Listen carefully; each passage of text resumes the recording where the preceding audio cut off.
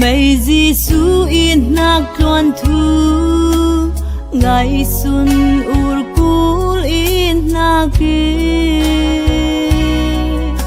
mi sual nung kak lâu ngày harmanin itlani o tung che in naki o in na pachane in na kai mi sual ta song loi ze i o tung che pachan in na kin tina khuri nun na ka kong i hoi o in na pachan in na kin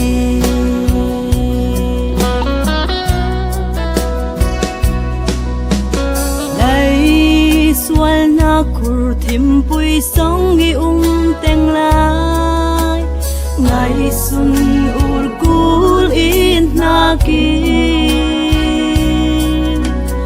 nun na konga var nak thonin kong i hoi o tung che in na ki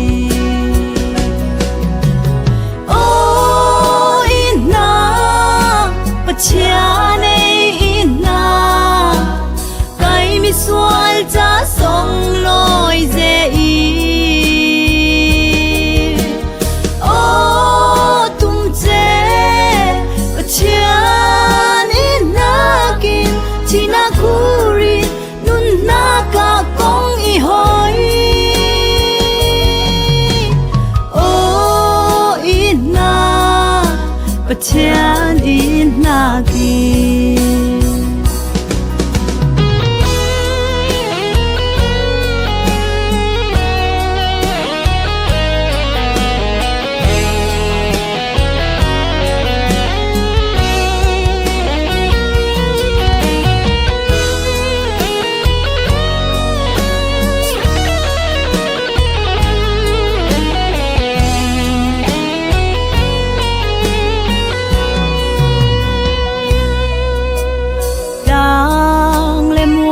bài in khai in na khâu lên đi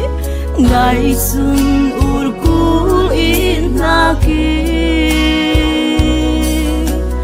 har na khâu duang cha na khai khâu lên đi o tung che in na ki